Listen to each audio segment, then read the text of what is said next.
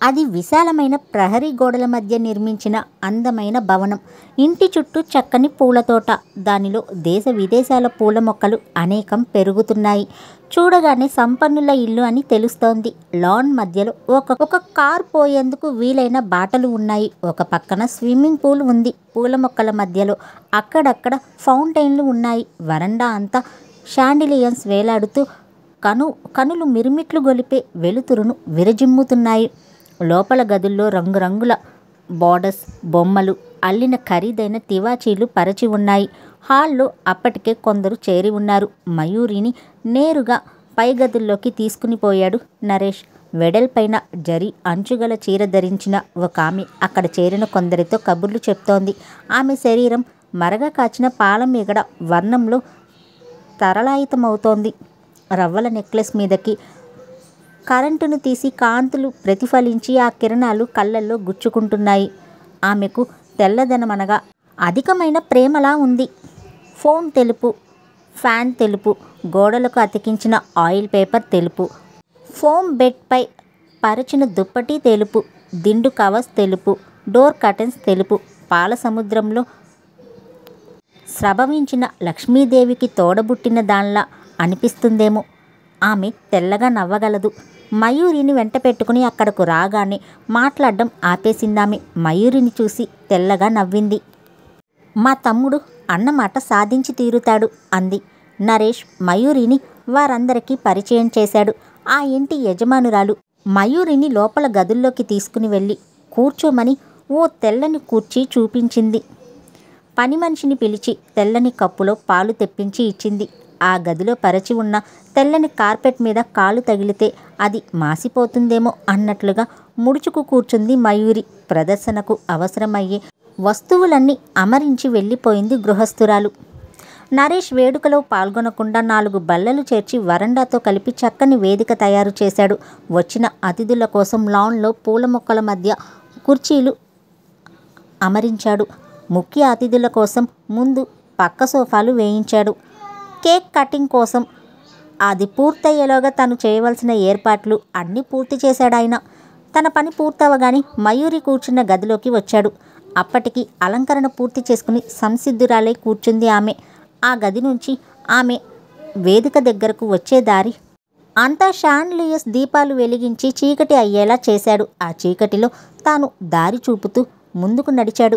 మయూరి వేదిక మీదకి రాగానే ఇల్లంతా కరెంటు దీపాలతో దగదగమయమైంది. బాగా వెలగసాగింది. నటజంగమ శాస్త్రి మరికొందరు కలిసి డాన్స్కు అవసరమయ్యే సంగీతాన్ని, సాధనా సంపత్తిని సమకూర్చాడు. తన పాదముద్రలతో, హస్తముద్రలతో, అభినయంతో పలుమార్లు ప్రేక్షకుల చేత శభాష్ అనిపించుకుంది మయూరి. సంపన్న గృహస్థులు అందరూ ఆమె ప్రదర్శించిన హావభావాలకు ఆనందంతో ఈలలు వేశారు.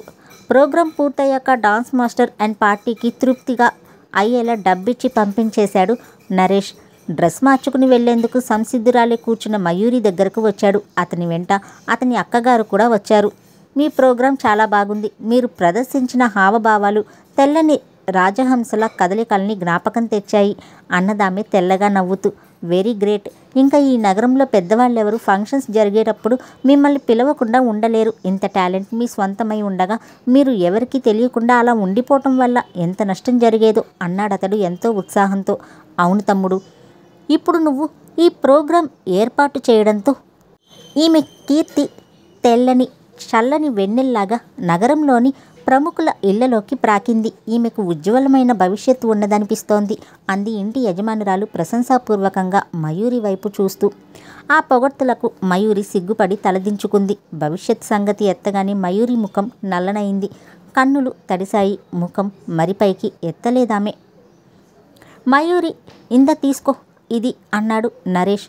మయూరి మనసుని కుదుటపరుచుకుని తల ఎత్తి చూసింది. నరేష్ ఓ కవర్ అందిస్తూ కనిపించాడు. ఏమిటిది? సిగ్గుపడుతూ అడిగింది మయూరి. మరేమీ అనుకోకండి, మీ టాలెంట్కి ఇది సరైన రెమ్యూనరేషన్ కాదనుకోండి. అయినా అక్కగారి కోరిక తిరస్కరించకండి అన్నాడు నరేష్ ఒప్పించే ధోరణిలో. ఇది నేనిచ్చిన ప్రదర్శనకు కిరాయి అవునా అన్నదామె. నరేష్ రవంతా కలవరపడినట్లు కనిపించాడు. అలా ఎందుకు అనుకోవాలి?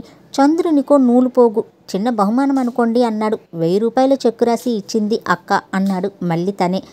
నేను మీతో స్నేహాన్ని పురస్కరించుకుని వచ్చాను, ఇలా డబ్బు పుచ్చుకోవడానికి కాదు. ఆ స్నేహం ఏమవుతుంది అన్నదామె సంశయపూర్వకమైన కంఠస్వరాన. ఏమీ కాదు, మరింత పెరుగుతుంది. మన మైత్రిని పురస్కరించుకుని మీరు ఈ చెక్ తీసుకోవాలి అన్నాడతడు. మయూరి వణుకుతున్న చేతులతో చెక్ని అందుకుంది. కారులో కూర్చున్న తర్వాత అన్నాడు నరేష్, వాళ్ళు బాగా డబ్బున్న వాళ్ళు. 1000 రూపాయలు వారి నుంచి తీసుకుంటే వారేమీ అయిపోరు. మీకు ఏ అవసరానికైనా అడ్డొస్తాయి. డబ్బున్న వారితో తిరిగేటప్పుడు మీరు ఒక విషయం గుర్తుంచుకోవాలి. ముద్దొచ్చినప్పుడే చంకెక్కాలని సిద్ధాంతం. ఆ తర్వాత వాళ్ళు మన వంకైనా చూడరు. అంతో ఇంతో రేట్ కూడా ఫిక్స్ చేసుకుంటే మీ ప్రోగ్రాం విలువ పెరుగుతుంది. తేరగా చూసేస్తారనుకోండి, దాని విలువ గుర్తించరు. ఇవన్నీ లౌకిక విషయాలు. మీరు ఇలాంటివి కొంచెం కొంచెం తలకెక్కించుకోవడం ప్రారంభించాలి, తెలిసిందా అని చిన్నపిల్లకు బోధించినట్లు చెప్పాడు నరేష్. ఇతనితో స్నేహం కేవలం స్నేహం కోసమే కాదు, అది ప్రయోజనాత్మకమైనది కూడా అని భావించింది మయూరి. ఈసారి ఇంట్లోకి రావాలన్న ప్రయత్నం చేయలేదు నరేష్. అతనికి దమయంతి కనిపిస్తే ఆమెతో మాట్లాడాల్సి వస్తుందని భయం. ఆమె లాయర్లా క్రాస్ ఎగ్జామిన్ చేయడం ప్రారంభిస్తే ఇక తను చిక్కుపడిపోతాడని అనుమానం. అందునుంచి కార్ దిగిపోకుండానే తిరిగిపోయాడు. మయూరి సంతోషంగా లోపలకు వెళ్ళింది. కవర్ అక్క చేతిలో ఉంచిందామె.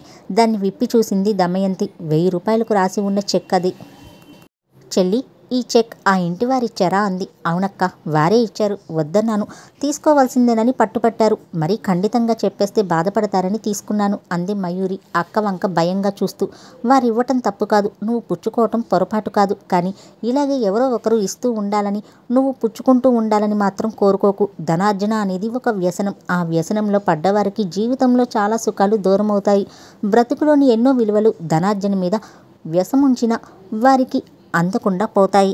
కళ అనేది వ్యక్తిత్వాన్ని విలువ పెంచాలి. ఈ సమాజంలో నువ్వు ఉన్నతమైన చోటుని దక్కించుకోవాలి. అందుకోసం నీకు డాన్స్ నేర్పించాను. దాన్ని నువ్వు అందుకోగలిగినప్పుడు నాకు నిజమైన ఆనందం కలుగుతుంది మయూరి.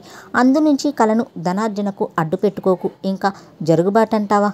నీకు జీవితాంతం తినేందుకు ఉండేందుకు తగిన ఏర్పాట్లు నేను చేస్తాను. నీవు నేర్పిన నాట్యం ఆధారంగా ఈ సమాజంలో ఉన్నతమైన స్థాయిని సాధించు. ఇది నీ మొదటి సంపాదన కాబట్టి నువ్వే ఖర్చు పెట్టుకో అంటూ చెక్ తిరిగి ఇచ్చేసింది దమయంతి. ఆ మాటల్ని మననం చేసుకుంటూ విశ్లేషించుకుంటూ ఆ రాత్రి నిద్ర పట్టించుకోవాలని ప్రయత్నించింది మయూరి. విఫల ప్రయత్నం. మరునాటి నుంచి చాలా గంభీరంగా కనిపించసాగింది దమయంతి. చెల్లి తనను అడగకుండానే నాట్య ప్రదర్శన ఇస్తానని నరేష్కి మాట ఇచ్చింది. ప్రదర్శనకు రావాల్సిందని పిలవకుండానే వెళ్ళింది. తాను ఊహించని విధంగా వారి నుంచి 1000 రూపాయల ప్రతిఫలం తెచ్చుకుంది. అంటే ఆమె స్వతంత్రంగా ఆలోచించడం ప్రారంభించిందన్నమాట. వ్యక్తిత్వాలు వచ్చాక మరొకరి నిర్ణయాల కోసం ఎదురు చూడడం మానివేస్తారు. అది ప్రకృతి సహజమైన పరిణామం. తనకన్నా పెద్దవారైన శ్రేయోభిలాషులే అయిన వారితో సంప్రదించకుండా నిర్ణయాలు తీసేసుకుంటారు. పెద్దవాళ్ళు తెలివిగల వాళ్ళైతే ఈ పరిణామాన్ని చూసి బాధపడరు.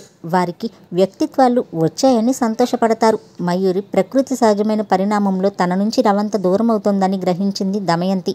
ఆ మార్గంలో ఆమె పురోగమించాలని కోరుకుంది. అయిందానికి కానిదానికి అన్నింటికీ తాను కల్పించుకుని సలహాలు ఇవ్వటం మానుకుంది. ఎవరి నిర్దేశకత్వం లేకుండా ఆమె జీవించగలగాలి. జీవితంలో తనకు జరిగిన అన్యాయానికి కృంగిపోకుండా వ్యక్తిత్వాన్ని వికసింప చేసుకుని ఉన్నతమైన స్థితికి రావాలి. దమయంతి అధికంగా మాట్లాడడం మానుకుంది. ఆమె కదలికల గురించి ఆరా తీయటం కూడా తగ్గించి వేసింది. ఈ రూపేణా ఆమె తనకు దూరంగా అయిపోతున్నందుకు మాత్రం మనసులో లోపల బాధే అనిపించినా ఇది అనివార్యమైన పరిణామం అనుకుందామే. మయూరికి స్వయంగా నిర్ణయాలు తీసుకునేందుకు పూర్తిగా స్వేచ్ఛ లభించిందామె. నరేష్ నేరుగా ఇంటికి వచ్చి దమయంతిని పలుకరించకుండా మయూరితో మాట్లాడి వెళ్ళిపోతున్నాడు. సుస్మిత బార్ అండ్ రెస్టారెంట్ నగరం నడిబొడ్డున నెలకొని ఉంది. నగరమంతా కలిసి మానవ శరీరమైతే దాని గుండెల మీద లేచిన కురుపుల మంచి కీలకమైన స్థాయిలో ఉందది.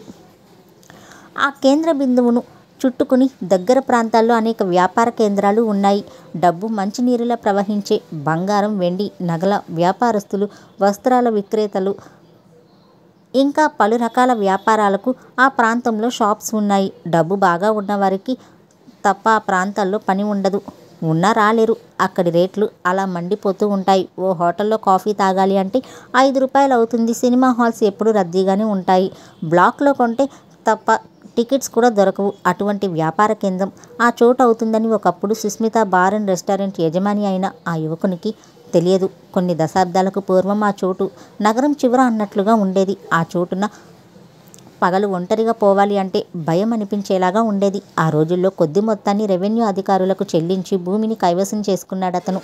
ఆ తర్వాత నగరం బాగా పెరుగుతూ ఉండడంతో చుట్టూ కట్టుదిట్టమైన రక్షణ ఏర్పాట్లు చేయించి జాగ్రత్త పడ్డాడు. కొడుకు పెత్తనం వచ్చేనాటికి ఆ చోటు నుంచి మంచి కీలకమైన స్థానంలోకి వచ్చింది. అధిక మొత్తం చెల్లించి ఆ స్థలాన్ని కైవసం చేసుకోవాలని ప్రయత్నించారు కొందరు. ఇప్పటి సుస్మిత యజమాని అయిన యువకుడు మంచి ధైర్యశాలి. తండ్రి వచ్చే మొత్తానికి కన్ను చెదిరి అమ్మివేయాలని నిర్ణయించుకుంటే అందుకు అడ్డు చెప్పాడు. అంతకన్నా ఎక్కువ లాభం వస్తే కదా అంత మొత్తం చెల్లించి వారు కొనేందుకు ముందుకు వచ్చారని వారించాడు. తండ్రి ఊరుకున్నాడు. క్రమేపీ ఆ చోటు మరింత ప్రాముఖ్యతను సంపాదించుకుంది. అన్ని ప్రక్కల నుంచి వచ్చే రహదారులకు అది కూడలి అయింది. తండ్రి గతించాడు. అతడు ఆర్జించినంతగా తాగి తగలేశాడు తనయుడు. మొత్తం ఖర్చు అవుతున్న ఆ చోటును మాత్రం కదిలించలేదతడు. ఉన్నదంతా అయ్యాక అప్పుడు దాని గురించి ఆలోచించాడు. అప్పటికి ఆ చోటు ₹1,00,000 విలువ అయిన దశకు చేరుకుంది. అయితే అతడు దాన్ని విక్రయించలేదు. మిత్రులందరూ కలిసి ఆ చోటు తనఖా పెట్టి దాంతో ఓ భవనం కట్టమన్నారు. దానిలో ఏదైనా వ్యాపారం పెడితే వృద్ధిలోకి వస్తుందని, దాని మీద వచ్చే ఆదాయంతో హాయిగా బతికేయొచ్చని సలహా ఇచ్చారు. అదే దాన్ని అమ్మి వచ్చిన డబ్బు తగలేస్తే ఇంకా ఆస్తి అనేది లేకుండా పోతుందని, అప్పుడు ఆదరించేవారు ఉండరని హితవులు చెప్పారు. అవి అతనికి నచ్చాయి. ఒకప్పటికి తాను వీధుల్లో అడుక్కు తినవలసిన అగత్యం కలగకుండా ఉండాలి అంటే వారు చెప్పిన మాటలు వినాలని తీర్మానించారు. అయితే ఏ వ్యాపారం చేయాలన్న ప్రశ్న మళ్ళీ ఎదురైంది. అందు గురించి ఆరా తీశారు. అతనికున్న అలవాటు మందు కొట్టడం. మరొక వ్యాపారం పెట్టి దానిలో సంపాదించి దీనికి ఖర్చు పెట్టడం కన్నా అదే వ్యాపారం ఎత్తుకుంటే బాగా ఉంటుందని సలహాదారులంతా ఏకగ్రీవంగా తీర్మానించారు. అంత మంచి సలహా ఇచ్చినందుకు మిత్రులందరికీ ఓ మంచి మందు పార్టీ ఇచ్చి శభాష్ అనిపించుకున్నాడు ఆ యువకుడు. దాని ఫలితంగా సుస్మిత బార్ అండ్ రెస్టారెంట్ వెలిసింది కొద్ది సంవత్సరాలకు పూర్వం. దాంతో అతడికి సిరి అందుకుంది. అది మంచి కూడలి అవడంతో వ్యాపారం 3 నీళ్లు 6 బార్లుగా అభివృద్ధి అయింది. తెచ్చిన లోన్స్ అన్నీ కొట్టుకుపోయాయి. పెద్ద పెద్ద వాళ్లతో ముఖాముఖి పరిచయాలు అధికమయ్యాయి. పలుకుబడి హెచ్చయింది. దాంతో అతనికి ధైర్యం కూడా హెచ్చయింది. కొత్త రకం ఆలోచనలు చేయడం ప్రారంభించాడతడు. ఈవేళ బార్ వెనుక ఉన్న లాన్లో 3 కుర్చీలలో 3 ప్రముఖులు కూర్చుని ఉన్నారు.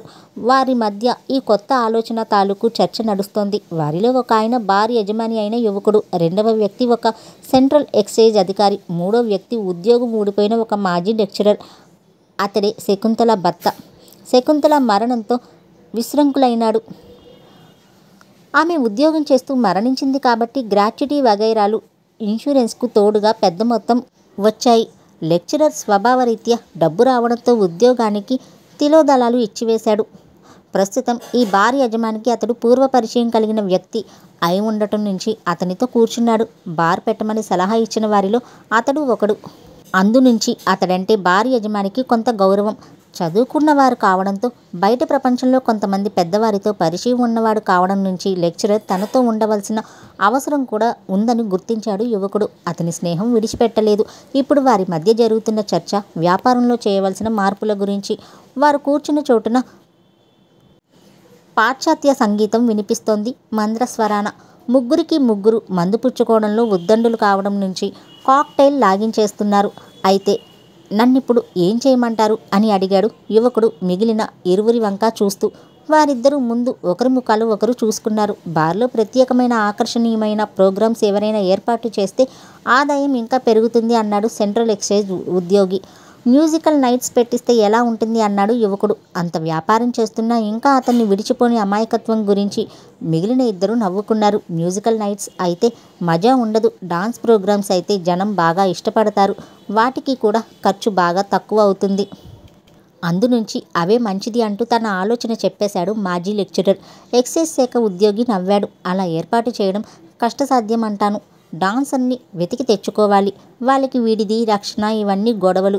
ఎవరు పడతారు ఈ బాధలు అన్నాడు యువకుడు. కానీ మాజీ లెక్చరర్ ఒప్పుకోలేదు. కష్టపడిందే దేనికి ఫలితం దక్కదు అన్నాడు. లా అండ్ ఆర్డర్ వారితో మరొక గొడవ ఎందుకు ఇవన్నీ పెట్టుకోవటం అన్నాడు యువకుడు బెంబేలు పడుతూ. లెక్చరర్ ధైర్యం నూరిపోశాడు. నిన్ను చూస్తూ ఉంటే జాలి వేస్తోంది. డబ్బు పెట్టి డబ్బును సంపాదించవచ్చు.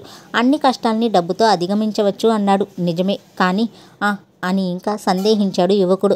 ఎక్సైజ్ అధికారి కల్పించుకున్నాడు. లెక్చరర్ అన్నట్లుగానే డబ్బుతో అన్నీ కాకపోయినా కొన్ని సాధించవచ్చు. ఎలాగూ ఇటువంటి ప్రోగ్రాం ఒకటి పెట్టాలనుకుంటున్నారు కాబట్టి లెక్చరర్ చెప్పినట్లే చేయండి. డాన్స్ అంటే జ్ఞాపకం వచ్చింది. ఈ మధ్య నా మిత్రుడు ఒకరు వాళ్ళ పాపాయి పుట్టినరోజు ఫంక్షన్న నన్ను పిలిచారు. వెళ్ళాను. వాళ్ళు డాన్స్ ప్రోగ్రాం ఏర్పాటు చేయించారు. ఆ అమ్మాయి డాన్స్ చేస్తూ ఉంటే మతిపోయిందనుకోండి. ఇంకా కాలేజ్ చదువుతుందంట అంటూ కాలేజ్ పేరు కూడా చెప్పేశాడు మాజీ లెక్చరర్. ఉలిక్కి పడ్డాడు. ఆ అమ్మాయి పేరు అన్నాడు అనుమానంగా. పేరు పేరు మయూరి అట అన్నాడు ఎక్సైజ్ ఉద్యోగి బాగా జ్ఞాపకం చేసుకుని. మాజీ లెక్చరర్ ఆయన శకుంతల భర్త ఉలిక్కి పడ్డాడు. అతడి కనుబొమ్మలు ప్రశ్నార్థకంగా చిత్రంగా వంపు తిరిగాయి. ఆ సర్కిల్లో పరిచయాలు ఉన్న వ్యక్తులు ఇలా బార్లో డాన్స్ చేసేందుకు వస్తారా అంటూ నీరు కారిపోయారు యువకుడు. అతనికి మందు ఎక్కువైన కొద్దీ ప్రకృతికి విరుద్ధంగా పిరికితనము ఎక్కువ అవుతుంది. అది నీవే ఆలోచించుకోవాలి అంటూ చేతులు దులిపేసుకుని మరొక వంకకు తిరిగాడు ఎక్సైజ్ ఉద్యోగి. మయూరి అయితే ఆమె చేత ఈ బార్లు గజ్జె కట్టించే భారం నాది అన్నాడు మాజీ లెక్చరర్ ధైర్యంగా. ఎలా అన్నట్లు చూశారు ఇరువురు. లెక్చరర్ చాలా గర్వంగా తడి అయిన పెదవుల్ని నాప్కిన్తో తుడుచుకున్నాడు. గంభీరంగా వారి వంక చూశాడు. ఎలా ఏముంది? మయూరిని ఈ కౌగిలిలో ఉక్కిరి బిక్కిరి చేసిన రోజు నేనింకా మర్చిపోలేదు. మొదటిసారి తన శరీరాన్ని తాకిన మగాన్ని జన్మలో మర్చిపోలేదు ఏ కన్నెపిల్ల. ఆ దారిలోంచి నరుక్కొస్తాను అంటూ సగర్వంగా వారి వంక చూశాడు మాజీ లెక్చరర్. యువకుడు పొంగిపోయాడు.